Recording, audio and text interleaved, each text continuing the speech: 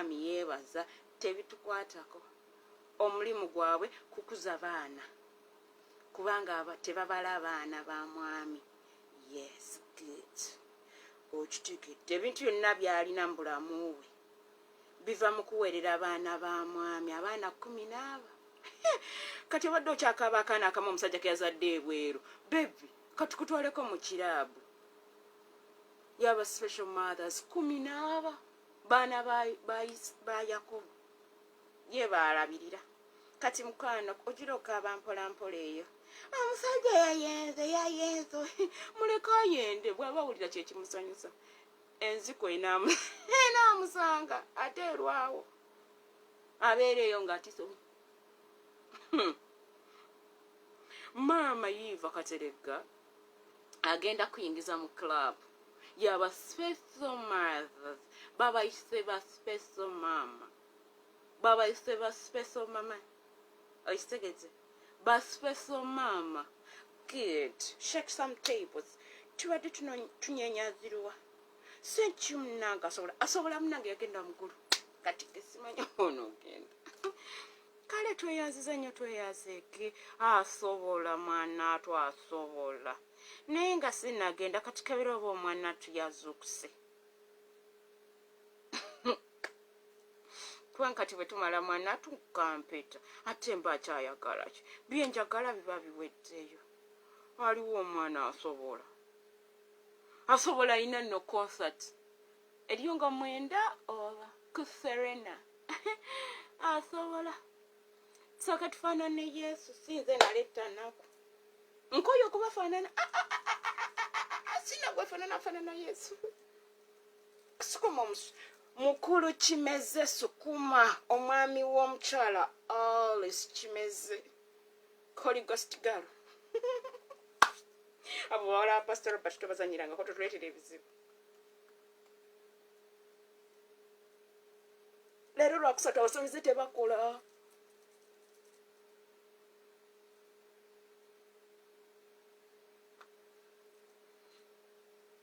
Emizimu mbuno muji wako ku space najjo.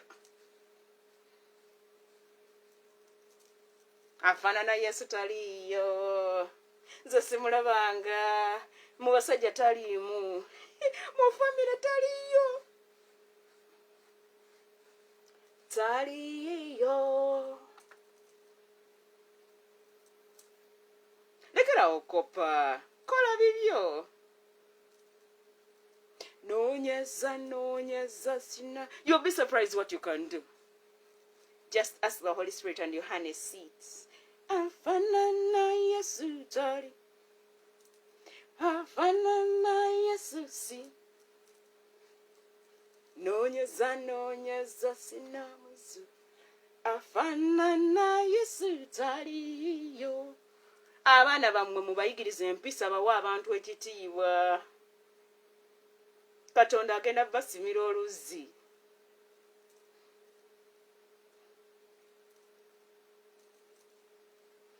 Bino byonna byolaba taata wange kuweereza Mukama ne maama. Jesus, I've never seen one like you. To the family we are losers. To God we the winners. Like Jesus. I heard all rude words from aunties, uncles. Kati ate ne nteekako n'obwana ba uncle ne ba auntie bwe bazaala kwegamba ne ngamba kiki kye tuliko. Anyway, no apple falls far from the tree. Like Jesus, I've never seen one like you. I have searched all over. Kati ate bwe nvayo ne ndyoka mpulira all road words from church ne ngamba, my goodness, I saw to my parents outside be balina mpisa mbi ne mu church.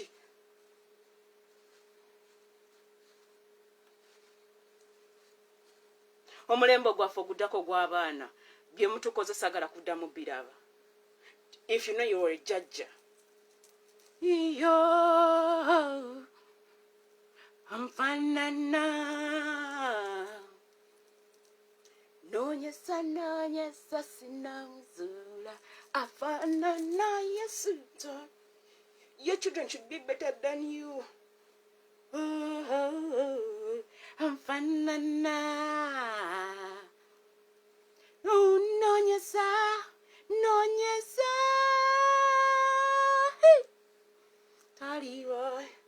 taliyo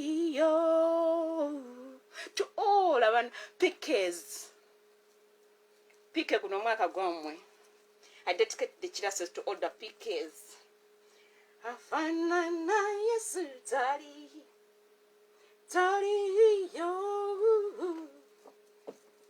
afanana. Then I dedicate this class to all those that go to governor. Instead of working so hard and you become a governor of Uganda, Oliao Kanura Mas. Taliyo afanana. Be the governor of Uganda to Malawi, to Mozambique. Be a governor somewhere. Stop just going to the governor and you look useless.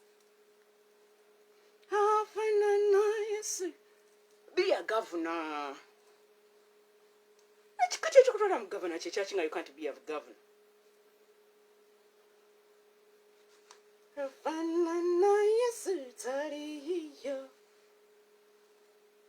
Batule no ne bateka ebicupa ebinene neno tebaba tebasasudde abantu tebalina ttente kubanga singa baali balina ttente sandiwulidde akaaba gavumenti etuyambe nze mbeewuunya banange munyambe nze musiru oba ez'omwenge nga muzirabe za fiizi lwaki zibabula. Just asking for my neighbor here. Like I don't understand how a full grown-up man wakes up and cries that doesn't have school fees, yet he can afford to buy a John Walker. He can afford to buy the Four Brothers. He can afford to buy Gilbys. He can afford to buy Corona. Like I don't get it. Munyambe sibitegeera. Every weekend you're out. Cut your cover fees. Really?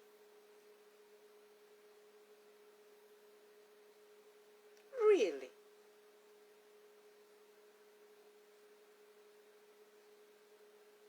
Abagavane bawa mwenge gwa bwerere. Mukama chikoze nera. Achikoze katona. Ikoro jino je ansuzanga. Nalinga saganga mugamba choba.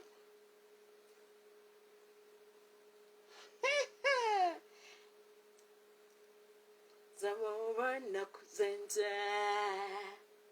Talyata omumbecha gotwala lero. Yesu zata omwana w'abalungi nze kalala. Ng'olisenga w'abaana n'ogaana okuwerera abaana ba muganda wo mwampangula.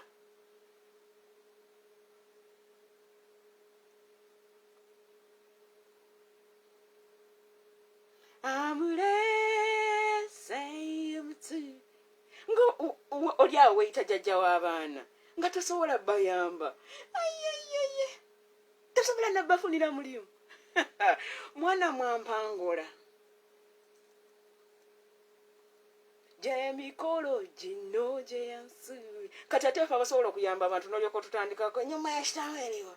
Nga ndi mu kuyamba baganda bo. Nga ndi kuyamba baana bakuyita jjajja. Senga. Mama, tata. Stop motivating us. Have some wisdom when you come out to speak. Tayinza kuyamba nsi ye nolaba n'ennyoko tosobola muyimba. Oba mwakulira wa? I don't understand. Mwe balidazi baffe. Omwana omulangatira yawo kalala omumbeja kati labayo bwe mukuŋŋanye ku lwaffe olwaleero emikolo gino gye yansi kati ate tatange yandizimbye atya ng'abantu tebalina kati be balina naye mwana nze nja kulaba. Taata yaweerera abantu abalala, Yesu n'atuweerera. family abamu ne bagamba they cannot. Yesu n'atuweerera mukadde Zakaya ayina masters munju ate si bu masters please. Ayina bachelors environmental engineering, industrial fine arts, land value. We have information technology munju. Tulina renewable energy, biogas specialist. Tulina ba accountant. Tulina ba lawyer. Tulina ba business managers. Tulina ba farmer. Tulina ba doctor.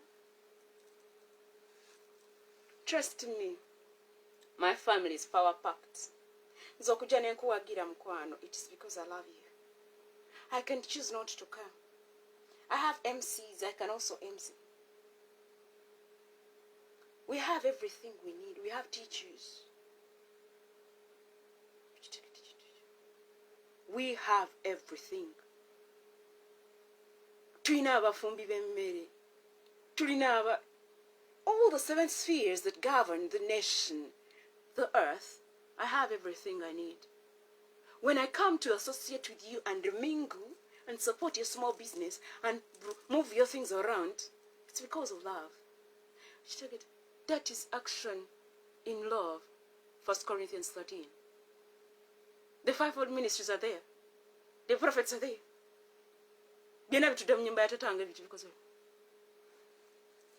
Mulokozi wange leronte uoweka. Oh, bagamba nti no bitandikira mu nyumba. Everything starts in the house. Government, TV, byonna munju. We have everything in my father's house. Kubanga I can single it out like this. So many we have people in their families. They single it out like this. Tebalina gwe bayamba mulala. Naye bayamba ab'ebweru. Naye ngeri nti still selfish. Mu nyumba ya kitange ama first born. Ate ndi mwana muwala. Nensoka nembeera senga ate nenjifuluma enju. Nembeera jjajja w'abantu. Nembeera maama w'abantu. Kati siyinza kubeera ne selfish lifestyle ya nuclear. Ebyange tubitwala ku extended level. Okitegedde kintu ekyo. Waliwo ebintu nga togenda kubijjawo ne bwona okola otya kati mmwe abajja ne mufumbirwa mu famire zaffe. Mukwano akajanja kewammwe ojjanga nako mpola mpola. Totwawula. Akajanja kewammwe bwe wotekanga mu ddene and boys in my family say, Esther, will you marry me? Akajanja okaleka ebweru. Okitegedde mwana.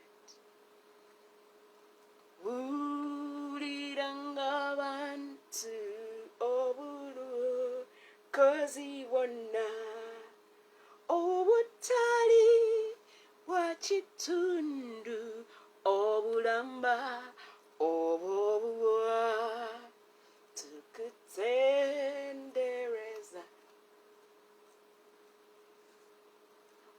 Girls out there, when you wake up and get married in any family, please, and if you're a girl, you become part of that family because you don't have choice. Zange bya Yesu obuvumu nesitya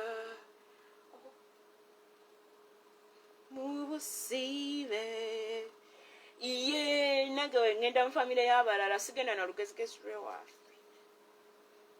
kubanga erimba ndi mukyala until omwami aŋŋamba baby obadde oteesa otya ngamukampaze gwe mbadde ŋŋamba nebaza omulokozi ze eyanunula nze eyamponya wakisa. Ebyo mboyina sente then oyingira mu family y'omwami n'otowa order owed then okufumbirwa tokutegeera. If you think you can gonna use your level of education and money because you guys have a kid and you think you're the man in the house, the last time I checked, you switched your names. Now you're called Esther Chigos. You're called Esther Solome. You're called Esther Nteza. You're called Esther Sempara. You're called Esther Kawesa. Kati Esther tutuleta called Gezo Chitikiti. Abazadde mbulira abaana bamwe abawala. Okitegedde ekintu ekyo kye mbadde ngezaako okugamba. Girls, when you get married, please leave your father's lugezigezi ewammwe. Ebyokuba nti mwe muyina ssente mwe mutugulira obuugi ku lumbe ne mugenda ne mugula obuteewe bwe tutuulako ne muleeta sukaali. Mukwano, tekikuwa lukusa kulinnyirira jjajja wa waka, tekikuwa lukusa kulinnyirira maama wa mwami, taata wa mwami olw'okuba gwe bagulira emmere. Okitegedde ekintu ekyo? Ebyo mbuno wasoma nnyo birekanga ewammwe. Wa ku kitiibwa kuba in-laws bo waliyo omukisa kubanga olina abaana ate abo abaana ba musajja. You're just a multiplier. Let me hope that man was God's choice. Omanyi lwaki obonyeebonye nnyo oyo omusajja teyaliwo wabba omusajja. Galozi temuggwa kubanga bw'ofuna olubirizi nga lulwo tobeera mu famire ya musajja n'oyomba ng'olubirizi lulwo buli omu bw'akulengeraga omukyala gundi wuuyazze bannange mukyala gundi nga bonna bakuba amavivi bajja beewalula lwaki olubirizi lwo kitegeera omukyala alina ekisa. Tulira omumezi waffe gatoga mwebale kunkuba n'enzukuka. Akiraba gandobo abawala obufumbo bubalemye kubanga mwafuuka balema bakateeyamba ba vulnerable. Emikono gyaffe kunsi botutamwa botuvaku noyo tatakusa gotwagala buno webulabuwaffe bannange owulira otya muli nga baze babagamba muli banaku babayamba nawuyambi. Kyokka bamukamwana mulinnya gye gatage n'olinnya otya muwaya mwana okwata otya ku UV line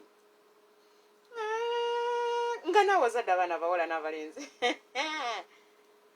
Natunoonya mu lukoola natununula n'omuwendo. Abasumba nga temunnayeekera bintu ebyo bye bintu abaana abawala bye bakola ebyonoonya obufumbo bwabwe. Because a woman, you warm that man tabisobola nga liyeka.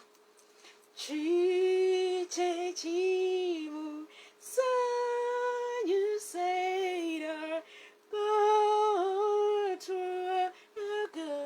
Girls, you make the family. Gwe omusajja bw'aba takulina ennyumba eba calls eba house teba home. Ga otwagala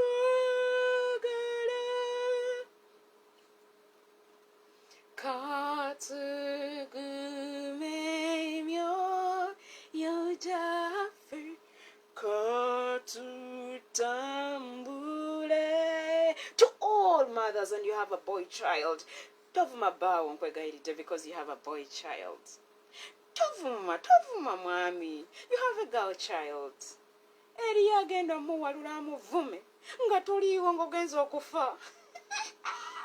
Kuweli nnyo eroma. Mukyala lekera okulangira abantu olina obwana olowooza olina sente mu famire mulimu abayaaye bajja kuyiya. Mo family muli abayaya bakyusa wiru. Ngakanula amaaso. Anti ente bweri akaveera ngikanula amaaso nkola. Ng'oteekayo omukono kati ffe ba veterinary doctors nga akaveera nkajjayo. Era okuyimba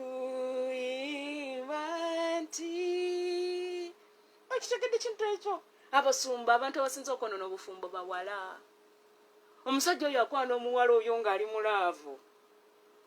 Kati unfortunately girls, kati kambayambe, nze nja kubayamba. You are a helper. Ebyo byolwanira akafo ko mu maaso biveeko. Buli lw'obeera n'omusajja nga takukkiriza kubeera ku front line, oyo teyaliwo. Girls, you did not ask the Lord. Omwami bw'aba, kati kankuwa example. Ninayo tata wange. Tata wange akunye engoye. Tata wange emyaka gy'alimu ogimanyi. He's over 70. Ayoza engoye. N'asiimuula ennyumba. Abaana b'abakulu abasinga bali myaka 4. Tata is over 70. Mama n'agenda mu business n'akola. Mama n'agenda n'anoonya 10. N'akireeta. Tata n'agenda mu nnimiro n'alima. Omanyi emyaka gy'amaze ne maama? Togimanyi. Bannanga bazadde mutuyambe mmwe mwakikola mutya okuwangaala. Tata n'ayimirira nga abantu bavuma mukyala we. Ne tata n'akulaga nti oli ye mukyala we. Era wayimirira agamba omwami n'omukyala ono ye mukyala wange n'amukwatako wati. Batata bansanyuse nno wajja ontutte. Nedda mukwano. Tujja kwagala edda kubanga tuli mu kirasi kati. Mbadde nkyabategeezaako. Bannange mu famire tulina abataata. Nina ebintu byensirikira ne neewuunya ne nga Mukama nange ompangayo omwami awa abakyala ekitiibwa like this.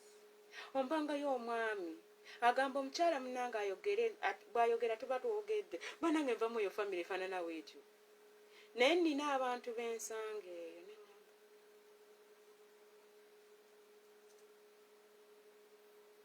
Mu famire mwenva abaami baamu, they sit on the side and their women talk. I was like, hey, when you find Professor Mugambi and the wife, you're going to laugh.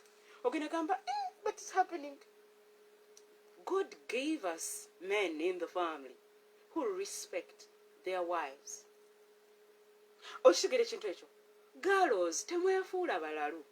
Omusajja bw'akukwana n'akugamba Esther Solome gwakitegeera. Gwakigunda.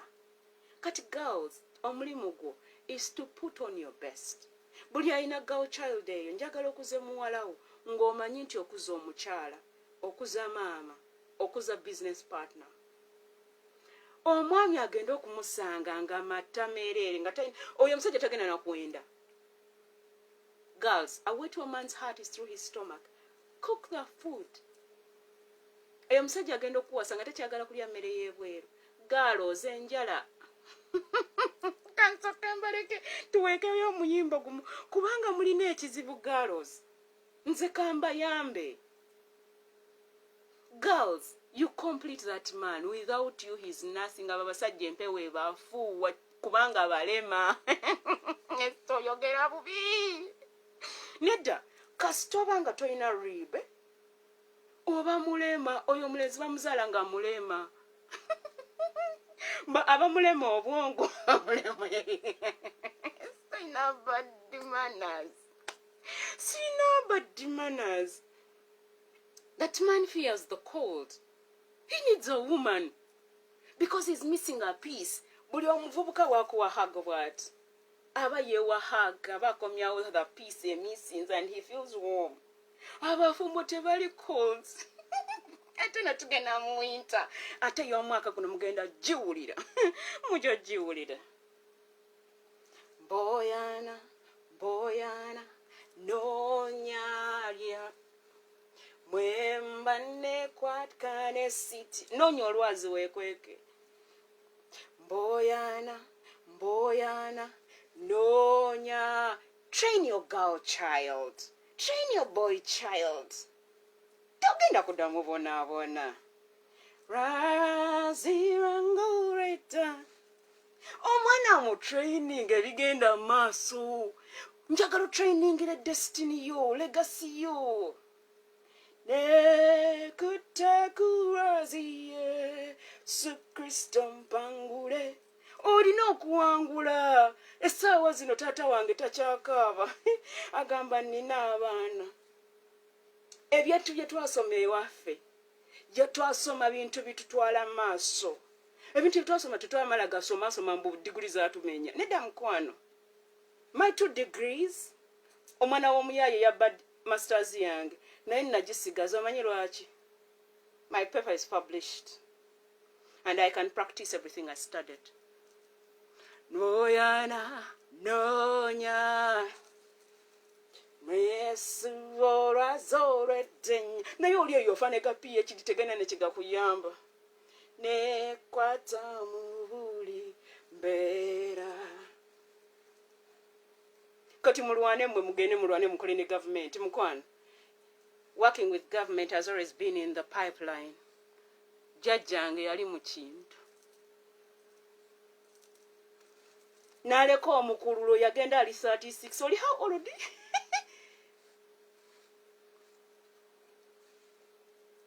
jajja yalabirira abaana be bonna ate n'abeera ne maama nga wakatawaana bamaama tubaagala nnyo naye bamaama omuvubuka bw'akula bw'ati lekerawo mulowooleza musabire waliwo ebizibu bye tufunye nga jjajja ye yabireeta azaala jjajja womiti Solome womapu kubanga jjajja yagenda nga ye tasiima bakyala be baleeta okakana nga omukulu alina abakyala babiri baafu babiri bakyali balamu ow'empeta ne jjajja nga azaala tata wange jjajja gwe yasiima nno yekka neŋŋamba yina omukazi ono yamwesookera ku mbaga ye abamaama nammwe mutuleke when the boys bring the girl mutunuulire bw'oba tumwagala toleekaana then I'm closet osabe katonda mutabani wagendo omuwala oli agenda kwekyanga yegobe yekka maama saagala bakwekwase ndi singa teyali maama oyo kano kannakakande sandika wasizza naye maama oyo yansibako ka Esther Solome mothers mutulekeemu mwana I know you love your boys but omwana bw'aba atuuse emyaka egifunisa omuntu yenna olubuto kakkana maama sala ku plesa girls temutufuukira kizibu omusajja akufunisizza olubuto kati kannumbe bano abawala leero kannumbe kankwate mu kinnya ogende eyo neweeyambulira omusajja n'akufunisa olubuto lwaki ofuukira baganda b'omusajja ekizibu ani yakugamba okweyambula omusajja lwaki wamuwa ebintu byo ng'okimanyi tasobola kuweerera fees lwaki kati ogenda okaaba eyo akaaba obuziga bwa ggoonya twaliyo ng'akutandikako ebintu mwabikolera eri babiri mwe mutuleetera biwedde kiki naye guma n'ebintu byo okitegedde senchu mixinga music mixinga DJ mixinga girls tubakooye mulekera okwefuula bakateyamba mwe mukkiriza ne bankwana ne ŋŋamba okakananga neeyambudde nga lubuto nga nsooka neekweka myezi 9 nga ndyoka nzaala omwana omusajja ng'alyoka agamba yalaba bubi abasajja mutama walaba bubi otya really say yes to life skuma nga tukyali bato nga abantu batulaba nga tetulina gye tulaga waliwo eyagamba naga ye omukazi azaalanga akamyu I am 2 years older than my sister, 4 years older than my brother, 7 years older than the last born. My dad is 7 years older than my mom. But ewaffe ne bwe mba siriiyo, the one who is 7 years younger does what I can do. When I left home 6 years, I can choose to fold my hands and they do everything because we can. My brother, he's a man in the house. When you find me with my siblings, ogenda lowooza nze muto. Because buli omu bwakuteeka mu position words. Tukusobola. Tuwagira ebintu byo because we respect you. Because ffe twagala abantu. N'ebyokola byonna tubisobola. That is the joy of having a father and a mother. Abategeera assignment.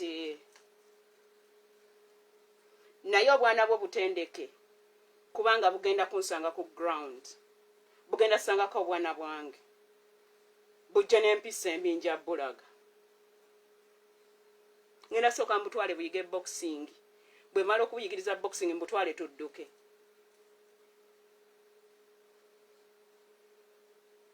Buli okebukaabe. Nina essomero. Tutendeka b'amagye. Obwo obwana obwo. Ozangende Auntie Esther Emma mu America buleete. Buleete. Ngenda bukunyisa engoye. Bugenda siimula.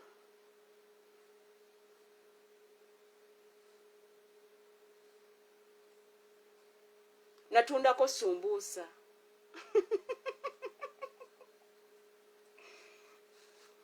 Nentambuzaako amagi.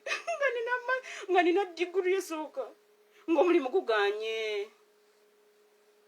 Omuntu yasooka okugula amagi gange bamuyita Ahmed Kibirige. Najja mutwalira wali ku microfinance. Sooka na mukwano gwo. Nenduka amasweta. Netutundako over. Mama nasibako ku bunyeebwa. Nabuwa muto wange anzirako emakere.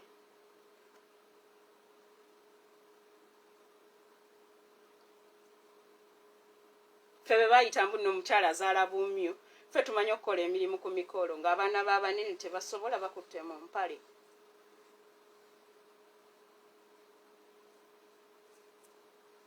When I released that I worked on your bypass, Uganda, all of you got shocked. Lwaki ebyaffe ffe tetubeera recognized? Ebyaffe si bya kamera. Okitegeera?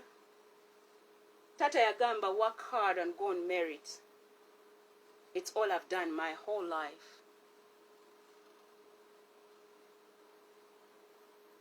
Sisabirizangako basajja. Mwanatu. Omusajja ayagala kuwa ssente, omuwe n'ebirala. Omusajja yaŋŋamba wano n'aŋŋamba, omusajja n'enkana kyenkana tata wange. Tata nga musinzako emyaka 2 bagumu. Tata yawezeza 66. Omusajja n'aŋŋamba, ayina omwana owa 44 years. N'aŋŋamba, togamba omuntu yenna. Naye, wokkiriza nga nkutwala ewange. Yaleeta kakyala ke kampi kalinga ekinu. Anti basipani. N'aŋŋamba nkutwala ewange. Oddeyo osome, you don't need to work. Bwe nagaana omusajja n'agamba abantu mu sitowa ndi mulalu. Nze gwolaba ndi mulalu. Ngamba abasajja mutunuulire ennaku zino mutunuulira n'enviize. He cannot even talk to me.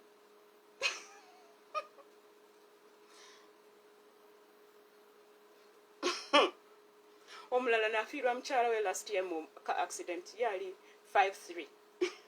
53. Ngamba ayagala companion alabirire wange. Nemutunuulira bwe. Lumu yandeekaanira abaddugavu ba wano baba anti abanywa ku njaga bamu. Yandeekaanira. Mu parking nze sagala kundeekaanira. Bwe mba nkoze omusango we sit and talk about it. Yandeekaanira. Nalyoka ngamba abasajja beewammwe si be baawano. Yandeekaanira n'aleekaana ng'anyiiza. I apologized. Nangamba toddangamu n'okwogera nange. I apologized and I walked away. I gave him 2 months without saying hello. Yagenda okulaba ng'afa. Yali alowooza mmwe like any other girl. Nze bwonna eragirako n'engenda mu silence. Weekomyawo wekka, that is me. Because I carry what it takes. I was raised and trained to carry what it takes to bring peace around.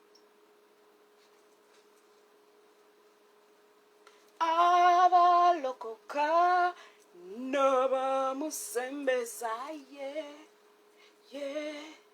nze kagwa asobola kunyumiza akazibu ge ne muwuliriza ate ne muwa advice.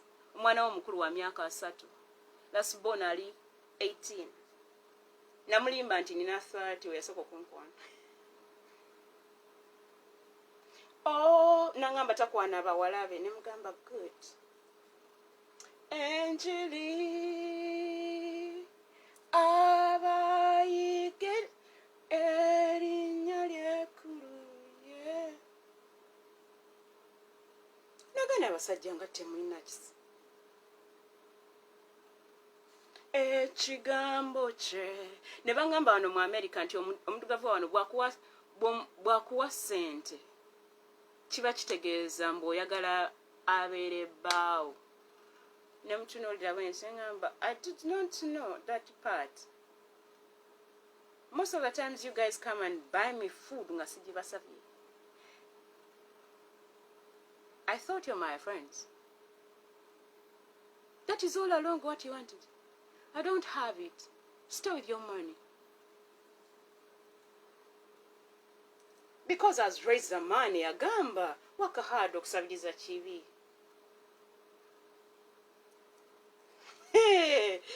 Sukuma tugende.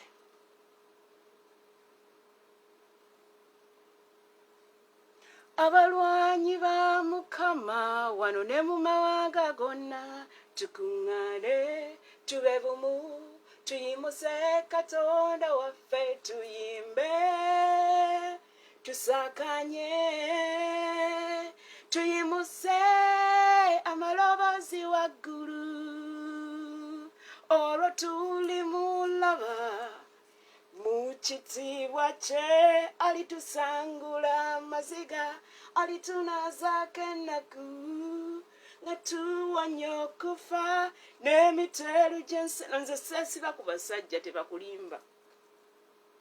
Nze bw'ondaga nti ndi musiru nga I step behind ng'oyitawo. Nze Esther kizibu mukwano. My father asked for my mother's hand in marriage.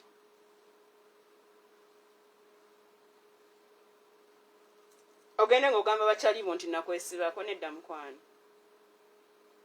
If I'm not worth to be your wife,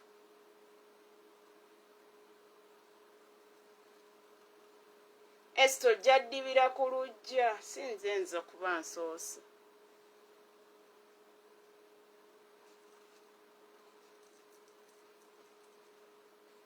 Kati mwabaliyo, how is it? How is the teaching? Ndaba bonna abansookayo baagala kuddukayo.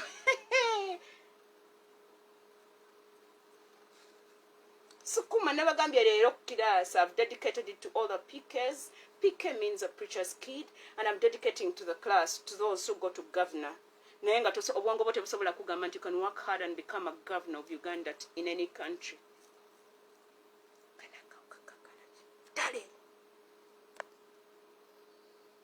Sechu. Mixing a music, leero tugenda kubeera ku mixing nanti leero lwakusata abasamize tebakola. Obulamu bwo butambuza otya wano mu group binyuma ne bwe tunaba tukuzinga akaba ongena leko obwana bwo bukaaba abo bakyalibo balaba bakyalibo mukoma kubeera bakyali ng'okyassa bwofa abagenda okebera ku baana abo ogenda balaba manyi mulimu ebintu bye mbagamba ne mulowooza nsaaga. Bakyalibo bagenda weta abo bakyalibo tebalina kalungi ke bakwagalako bakwagala olina ssente. Nze kati kankuweteza mpe yange. Nze bakyali bange banjagala mbatambuliza bizinesi zaabo.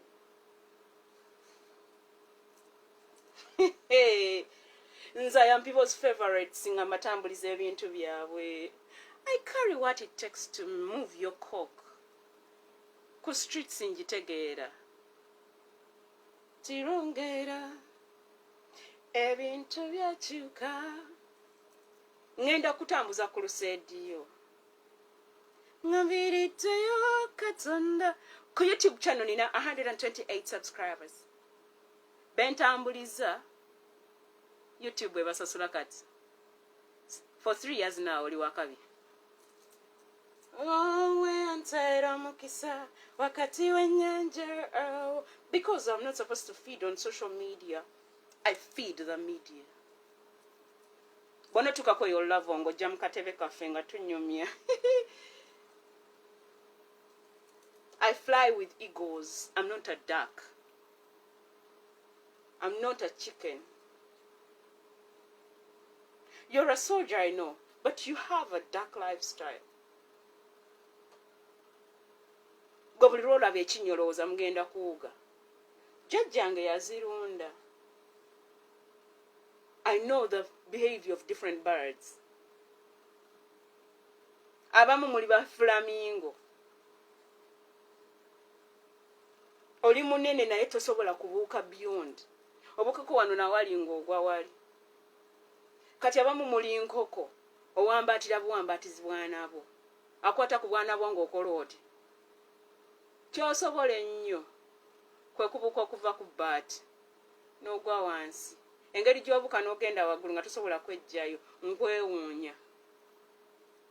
Masekkati g'embuyaga.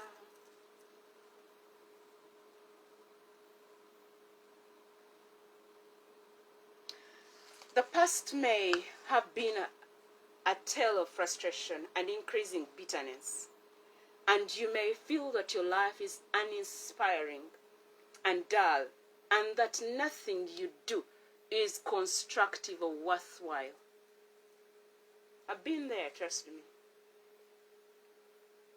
Let me tell you something that happened in senior 2.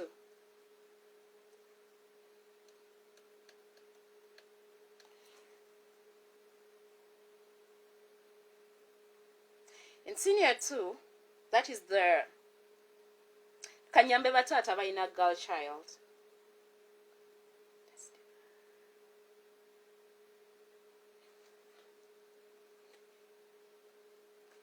S1, S2, I could not afford to have pads.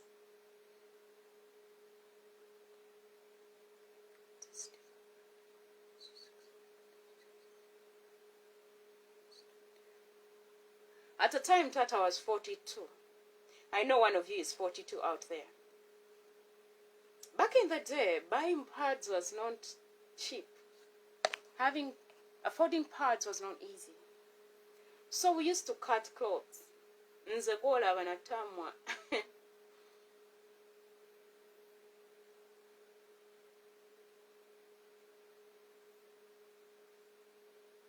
Bwebulira omuntu ng'ayita ekintu ekiweero, you take me back to 1999. 98, 99. You stood by me when no one could. Ekiweero kyanjokya. Nenfuna ekikuyiro. Kati tulina omuvubuka ng'ewaabwe oba obwongo bunafu. Kati ennaku zino ye professor afom bw'ati. Abo ba PhD holders byakoze biti. Nga bw'oyimuka w'otudde ng'akwatawo. Bwe baba bawuguma ng'agamba oli mu periods. That thing traumatized me for some time. Ate nze nga neesabika. I used to wear many things inside because I would feel cold very easily. I used to wear bikers. To a point that bikers nezikola marking ku bisambi byange nga kala te eyawukana. I know there is a girl out there, you cannot afford to buy pads. Sagala webake n'abasajja so that you can get money for pads. Esther, why is it that your father could not afford pads? Tatanga used to go and work. Sente nga azireeta. Ne emmengo fees zaaberanga nnyingi. Nga tulina okusoma, tulina okulya. Natambuzanga ebigere okuva e Najjanankumbi paka Mmengo. And in 1999, that is the year the late Gennett Sanga became the headmaster.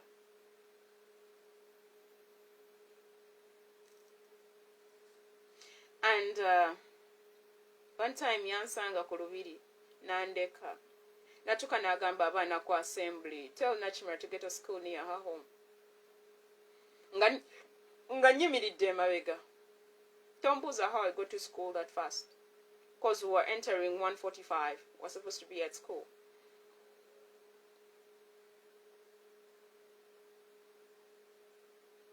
Tata yali ng'akola. Naye nga ssente tezikyajjanga luli, kati ssente tuli bana. Bonna olina obbasomesa. When my sister bamubuusa class course, she was more than bright. Naye primary school, abazadde complaining eri abaana be nga babuuza lwaki omwana oyo akulemberanga buli ssaawa. My sister yakulembera yafuna buna from P1 paka P7, but we twakola finals. Bamusala enviri, bamusala ekigooli. Omuzadde yakozesa mwana n'alogwa my sister. Ne bamusalako enviiri, n'addayo eka mama n'amubuuza ani yakusaza enviiri. Kubanga abazadde nga bamanyi okuba abaana baabwe nga bababuuza, oyo omwana iwaani? Lwaki akulembera buli ssaawa? Ne basala enviiri za sisita wange, mukyaba afuna buna n'addabulinga n'afuna munaana. Nze tata yambuuza nti ayagala funa mmeka, ne mugamba 7, n'angamba go get it. Pose leero 7? Yes, good. N'angamba go get it. Kati wangamba go get it. Eri omukyala eyo bamuyita mukyala Sali. Kati mukyala Sali oyo ye yasaba Katonda, yatusabira. Buli omu n'afuna ze yali ayagala.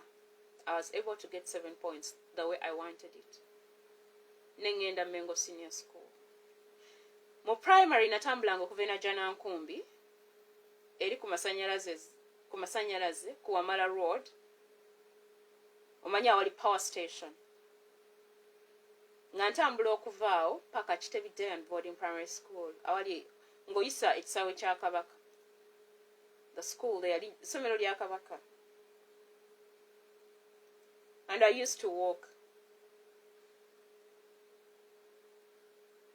every day. The first time I went to that school, Tata used to see some children going to school. Nga bagendanga baluganda, kwaberangako Arnold, nekuberako Andrew, nekuberako Brenda, nekuberako ne Wasa died. Nga tuli mu S1. Yera somera Stella Maris in Sube. Wasa was in P7, nga fe tuli mu P1. Group yaberanga nnene, waliwo Wumalu ne Hassani. Then n'abaana ba Mukiga okuli Peter ne baganda be. Peter Mugisha. Kati group yaberanga nnene nga bonna bagenda the same school, funny enough. Kati lumu wentandika okugenda ekitata yamperekeranga. Kati yali abalaba ddaba abaana.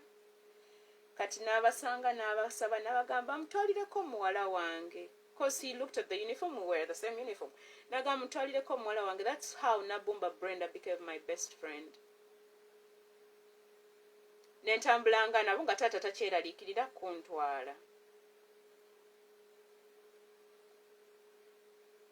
Ne tutambuza obulamu. Ne tukamu S2 nga tata can't afford pads. Kati nga tulina okuyiiya ne maama how I can afford. Nemba nga omusaite gumpitamu.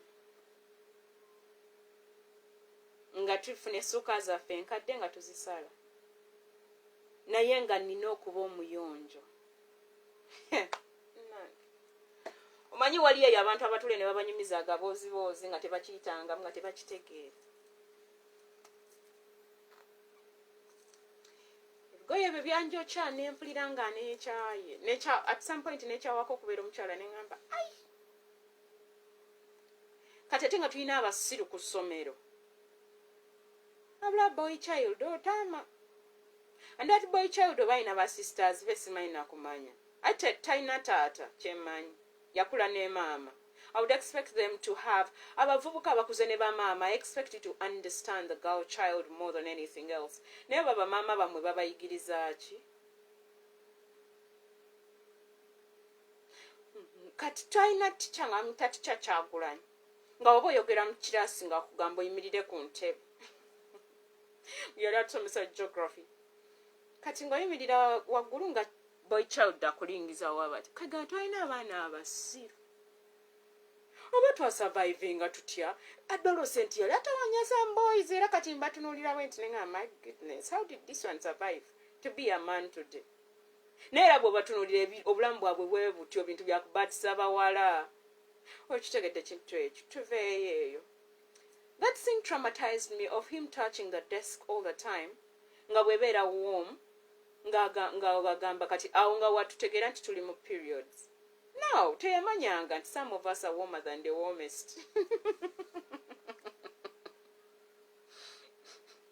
Kanyamba abaana bamu abaana bali traumatized basoma n'abaana bwe batyo. There is a lot of bullying. That is another way of bullying people. Ne kati omuntu gwe baabikolanga nga nva mu famire bwe tujerega tusulayo amagenda n'amadda nga tusulayo.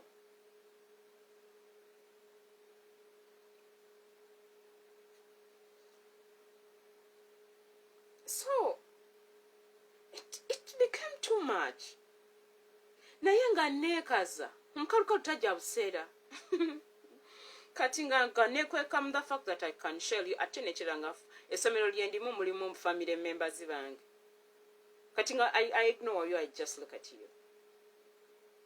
No, nina mukwano gwange eyo ng'ajerega mwana wa Katuko ng'anange nga Mr. Chitragena nga tugamba tukube mbu art composition.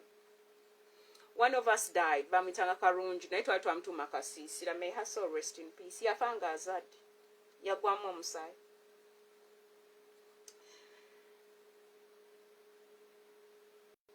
Yatugamba tukubeko imaginative composition. Madam nakuba obusubi nga bungi Akasiisira amanya namutuuma Akasiisira. She got her name. Kati netugenda tusoma German. Waliyo omuwala amanya namutuuma Shirafen. Fena netugamba ye Shirafen. I have her in the picture. Bangamba oba naye yafa. Kati n'erinnya lye sirimanyi ze mmanyi Shirafen. Shirafen means sleeping. Kati oli bamutuuma Kasiisira. Kati waliwo gwe bayita Nabisubi yagenda n'akuba ebisubi namutuuma Bisubi. Kagamba twalina ebintu ntu byaffe mu ssomero nga tusoma n'abaana abajerega. Kati ng'olina okuba oli steady and stable. Kati S1 ne S2 we come from the same stream. S3 we switch streams. Aba sciences ne tugenda mu north ne blue ne south. Kati aba arts ne bagenda mu east ne west. Omutima gwa Yesu gukubira. Kati munnange. Kati ne tubeera ojja ku ssomero nze Esther nga sijja na bizibu byange teba kulya bino sitemunda bakaaba. Nze sajjanga na bizibu byange. Nga bwonsanga nga twejerega ng'ogamba banjeregange engatto ne bajerega esweta. Kwegamba n'enguba. Nagubira mu S3 n'engubira mu S4. Ngenda okufuluma nga ndi kagubiiru. Ekyantamya abaana b'emmengo nali mu S4. Maama ngambye ensome. Nenzira mu kuzannya. Nenkola byange nengenda n'omwana w'omugagga eyo ewaabwe. Mwana w'omugagga bwe yakomawo n'agamba abaana nti nno yanneebaseeko. Ekyo kyantamya essomero n'ebibuuzo nali saagala bikola. Bannammwe mulina okubeera mu discussion. I don't remember sitting and discussing with my friends that much. Because nga buli lwendaba waliwo abalina omumwa. Ne balutambuza. Don't joke around. Okumanya baalutambuza. N'abavubuka be nasanga mu S4 nga ndi mu S1. Abaafuluma emmengo baabimanya. Babimanya ate ne tebabimanya nga ndi ku ssomero nedda mukwano. You're gonna be shocked. 2016-17 ne babimanya nti baali banneebaseeko.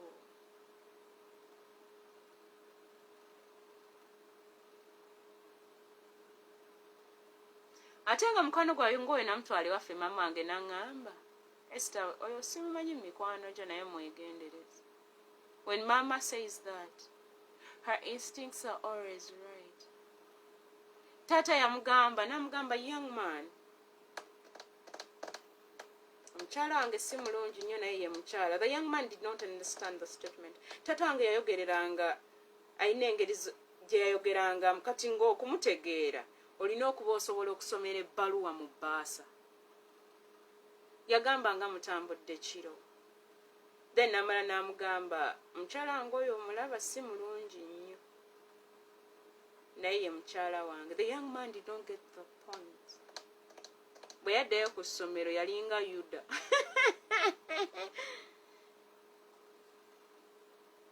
Those are things that traumatized me and I hated Mengo. Nenfuluma n'ekinyiizo ne ngenda ku university. When ngenda Caltech nagenda nnyiizi. So I had to study hard. Kubanga najjukira mama bye yaŋŋamba ku S4 that I neglected. But the Lord wanted me to go through it so that mbako gwe nnyamba. Ngendo tuka Caltech nga ndi munyiivu wajjo. Nga sagala kusanga kigambo kitibwa Mengo nga mbaagala naye ebyo byokka bye baakola made me withdraw and hate. I don't hate the school, I hated the students that went to Mengo. Katate ne bagenda ne babyonoona 2016 ne baddamu kintu kyekimu. Kyengenda ne ngamba n'abaana tebayiga. Abo bennyini abakwatanga ku deski mbuno ndi mu periods. Kwavaako oluyiira. Oluyiira. Simanyi mboozi ki gye yanyumya na mukwano gwange wano. Naginyumya n'owe South Africa. Engeri gy'onyumya ng'oli mu America n'onyumya n'owe South Africa. West Africa n'abizze e Kampala. Kika. Nze kambayambe. Engeri gy'onyumya ekintu ng'oli mu America. N'okigamba we South Africa.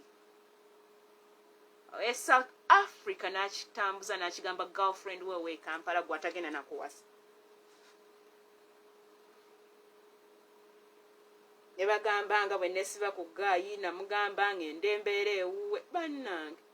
Gayi namuyitanga Jachime movies ze namuleetera. Simusabangako kugenda kosa address ye saagimusaba. Naye ojjawo olukusa olutambuza olugambo nga tomanyi na kiri ku ground. Whatever you discussed tebinkwatako. Ate n'obigamba omuntu ate ne mbireeta ku group. Really? Why do we have WhatsApp groups? For what?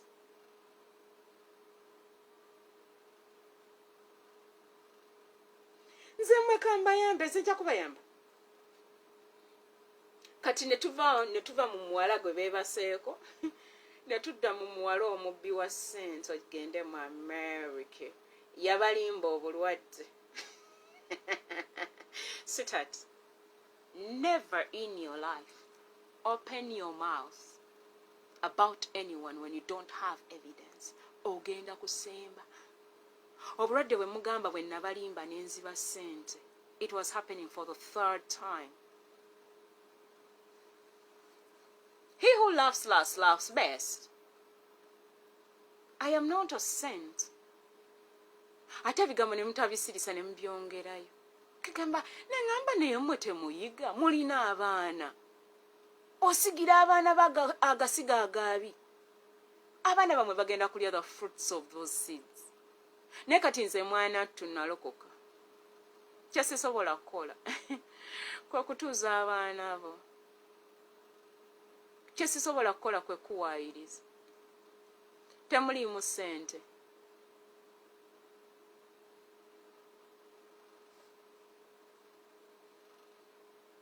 Temuliimu ssente.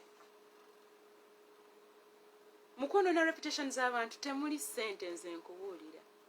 Singa mwalimu ssente singa muli bagagga nnyo. Because omukisa gwe nnina toyinza gumalawo. You did not understand you're touching an immigrant. Genesis chapter 12. Let me read it for you. Njagala nkirubbing in. Muyamba abaana bammwe. Uganda. Abantu bangi bali mu diaspora banyiivu. Yakamala emyaka 2 ebweru. Naye tasobola na kwogera ne kojjaawe. Baayomba ne beerangira buli omu n'aweta.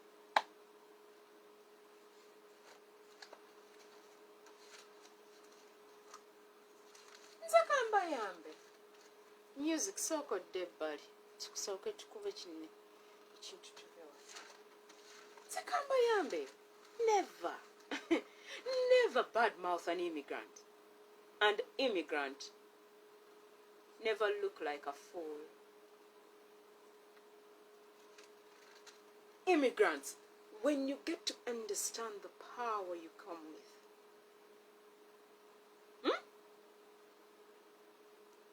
omanyi mugenda ne mwefuula abagezi ne mulowooza mmwe mubitegeera mmwe mwasoma ennyo kati olw'okuba oli mu America oli mu UK oli Sweden oli mpozi mubeerawo ewalala oli Sweden oli Belgium oli Norway oli wewalala Stockholm ye Sweden oli wewalala Australia oli Canada oli Juba oli Malaysia oli Dubai oli Saudi Arabia oli Iraq oli Abu Dhabi oli Kenya ate nsasira abana Kenya abana Uganda bali Kenya mulaba edduka natunuulira omuvubuka obwongo obunafu nina omuze omubi nze bw'ojjayo omumwa ku gurupu n'omumanyiira nga sirina linnya lyo nga ngenda wano ku profile picture yo bw'oba tolina profile picture nga ndaba erinnya lyo nga ndaba kyewawandika ku status yo nga nkutunuulira nina simala budde oli mu nsi kyoli Kenya oyimirira Kenya n'omanyiira abantu Uganda ne Kenya enjawulo ntono mwenna mwogera Oluswayiri ekibaawula booda oli ate kati batutadde mu ka one world order ka East Africa n'enkulabira fire oli Kenya gy'omanyirira abantu. We just drive our cars and get to Kenya. I've been to Nairobi in 1998 through Sunday school. Twalina competitions at Sunday school, please. I represented Uganda. How many times have you represented Uganda? Ebya kanisa toliimu, ebya walagi toliimu, okweyambula toliimu, ab'olugambo mwoli, eyo y'osobolayo n'okwewummula gy'oli. Like tolina ky'otugasa. Season yiino abantu bali stressed and stranded, naye tolina ky'okola kwe kubuukira ebintu n'okoleramu content n'oleekaanira gavumenti. Pozi mwagambye kati Museveni agenda wa? Agenda UK. Mwatuzizza abayindi ne mubagamba tebagenda mu meeting. Kiyamba bo mukwano. Amin ye yagoba si Museveni. Taatawo bw'aba yabba gw'omwana olina okutereeza ennyumba ya kitaawo. Naye olw'okuba mulina obwongo obunafu nabagambye bwe muba mwagala entebe mugenda kukyusa ku mpisa. You think it's a joke. It's no longer a joker. Me, I'm not a joker. It's a real deal. Because if it was I don't do jokes. I'm good at jokes. Trust me. Bonosanga nga ndi ku ilo jemanyi. Tojimanyi. Genda ovuge ku nnyonyo ojja kutegeera kye njogerako. Naye nabyo tobitegeera. Bonosanga nga ndi ku ilo. Nze when I joke nseerera. Kati olina okuba nga you know how to slide. Olina okuba nga wazinako ku jabba. Olina okuba nga omanyi okozesa skates. Okitegedde kintu ekyo. Nze bwe nnyingira mu kalevo k'okusaaga nseerera ne mmala ne nkusekerera. Ebintu byaffe biri diplomatic. Omanyi omuntu oba tomusobola, most of the weak people mbalabye bw'aba takusobola nga akuwemula. That is a sign of a weak link. Muyigirize abaana bammwe to be saagala education w'omuntu mulaba nga ayogera. Ne bantu bangi mulina masters, mulina PhD, and I really wonder why you even went there. Because when you speak, Genesis chapter 12. Lero kanyambeko kuba immigrants. Kubanga muli bubi mwana. Ekyokubeera ebweru.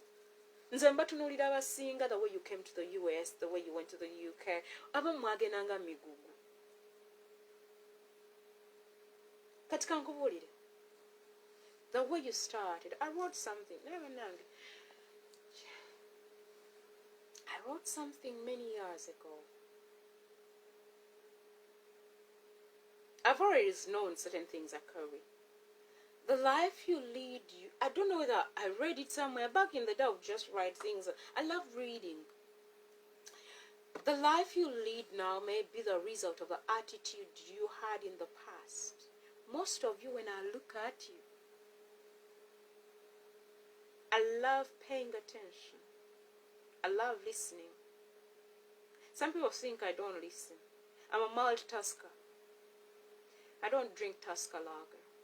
It's one drink that stinks. Instead of giving us tasks, you're drinking Tusker.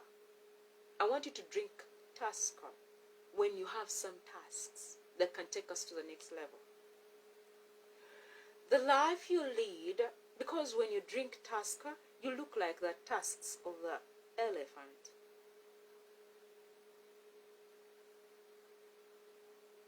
Hope you know the use of those tusks. Are they called tusks? Okay, the horn. The ivory is got from those horns. Do you know the use of ivory? You don't know. Okay. But you can go to the ivory tower. Where is the ivory tower? Is it in Dubai or in France? You don't know. The life you lead now may be the result of the attitude you had in the past, and the attitude you have of the future can be the result of the life you lead now. This can become a trap. Be careful out there. Some of you, when I look at you, your past has nurtured you in a way that you went into a lock. There is a way you see life. There is a way you see things. Because your childhood was so bitter. Now you think you're going to step on everyone and make them bitter like you. People who want to destroy your reputation are bitter people who have a wrong childhood when they were growing up. I told you I'm a firstborn. I don't like being on the front line. Because I'm already a frontliner. I love the back, the defense. Those in the backyard,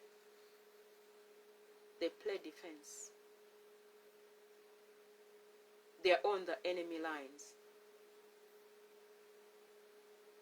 Abanafu babeera ku front line.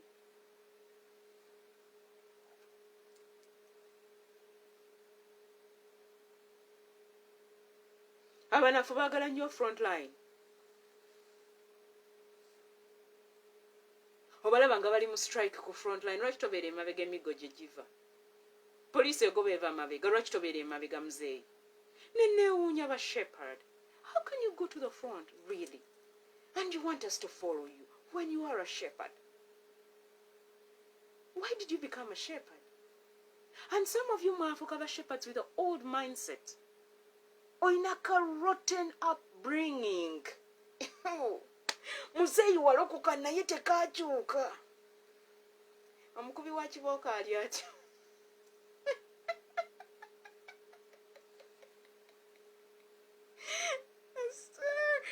Amutuswazizza nnyo mwana.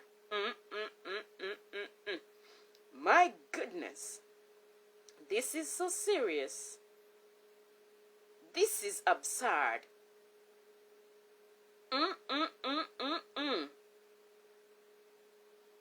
N'ofulumayo naye wafunye PhD mu theology. Really? Oba tuli ku ki? Like, I don't get the point. I'm sorry. You'll excuse my ignorance. But you know, ignorance is no defense. Ignorance ain't defense. Don't you ever use your ignorance to defend yourself. You look like a loser. And I got tired of working with losing teams. My God. The devil wanted me to be a loser. Then I work with you and I become a loser? Ain't me. Abantu abakula ne rotten upbringing. Katonda bw'atabayamba nnyo tosobola kubeera nabo. babooza mbu bali aggressive mutayagala kuddamu kalaba nnaku gye yakuliramu kati n'alyoka afubutuka nga tali educated at all about what he or she is talking about ng'alowooza ali mu corporate naye nga mukopi kigambo mukopi nno kitegeeza si kivumu lwakuba nina jaja wange oli nantumbwe nambooze yampa emmere bwampa emmere she does not want to see food on the plates. I left food on the plates. Nali nkozesa fork. Jjajja nga akozesa ngalo. N'alya bulungi n'akwata ettooke lye n'aliyisaako bulungi bw'ati. You know when you're going to wash a plate, you clear all the food off the plate so that you don't put food in the sink. Because you don't want the sink to be blocked. And some of the girl child, they cannot open the sink to remove the food. And some of the boys cannot do that. They cannot use the plungers to make sure they do the plumbing work. But because they have the money, they'll just dial 911. What's your emergency? The sink is blocked. Oh, then they give you the right number and you call the plumber and the plumber will come and fix the things. Right? Right. And kati bwaba tewasoma ogenda kufa mirimu na migugu. Why not to girls and boys go to school and study so that you don't look useless? It is very absurd. Oh, kitegedde ekintu ng'ekyo. Good. I know you have understood. There are some things you don't write about. Good. Obeera otya omusajja nga tosobola kukyusa kakali that joint eya sink n'oggyamu emmere. In the first place, lwaki toyigiriza omukyala n'abaana ne housewife n'omugamba, please you clear the food off the plate before you wash the plate. Ewammwe tebaali basomesa kitalo mabeere. Anti ffe tukola emirimu ku mikolo. Jjajja kasita yafa, abaana be ne bafuuka abaddu, ffe tukola emirimu. Ebintu ne bijja nga bitugoberera. Kati wetusanga nga tukola emirimu abantu balowooza oli ogwe abampita mbayambe mu Norrinsville nga bagenda nga baŋŋamba nti nno ŋŋende ewa sisita w'omukyala maama wa baby. Mwana tusaali mubi nga ŋŋenda. Kati madamu tebamugamba exactly ani gwe batwala. Yali alowooza batwala maid. Kwegamba yantunuulira bw'ati. I had opened my hair natural. Gren alyoka akola ati kati nga nina ka face bw'onfumba embwa eryamu nnyaanya na butungulu. I had lost a lot of weight. Nga bw'ontunuulira mukwano nagenda nnyambadde sikati yange nga neesaaniise nga nsumuludde enviiri zange nga Gren oyinza okugamba yahala. And I was told to dye my hair. I cannot dye my hair. The more you dye it, the more the grey comes out. Nina omuntu mu family. Nga bukyangambaawo siraba ku nviiri ze nti nga mmanyi za black. Munnage ng'agenda ng'alwala. Kati nkusesa ki? Owanjajja nga omukyala azaala my dad naye yakolako ebyo ebintu nga tekamu daayi ne tumulaba nga yisaamu ekyuma ekyo ekiyokya enviiri. Ne mama yakirina twakirina eka nga tuyokya enviiri. Mwana tunga oluviiri lubanga paasi nga kyakatawaana. Si kuluyisa eyo. Munnanga omukulu nga ŋŋenda musanga nga tebamutadde mu ddaayi. Namutunuulira mutya. Ne nfukamira ne mbagamba tusabe.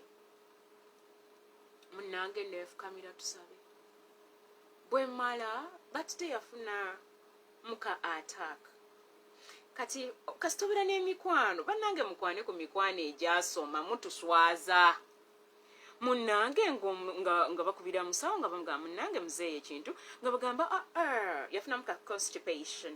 Munnange nga muzeeyi nga tumuwa kagundi nga bagamba mumuwe ka coke naye mumuwe katono. Coke ayambako ng'olina constipation. Mwabaliisa abaana ebintu ebitali balanced, ebitalina nga baana tebalina balanced diet. Kati mwe byenjogerako omwana n'afunduka. Omuwayo ka hok katono mwa katono tomwa kanji koka amanyi okutamiiza mwana tusagala atamiire anti bwe batandika okunywa walaji okitegedde kati siikuliiseeyo mwana to bwe nafuluma ennyumba sayagala kaabira mu maaso ge nga nkaabira ebbali nga nkubira maama essimu nga mugamba waabitegedde maama ngamugamba bannange eddadi agenda nangamba alagawo nangamba munage kusesa musanze nga tunulanga omuzungu nangamba kitegeza nemugamba bulijjo enviiri daddi alwadde nnyo kati n'enviiri za white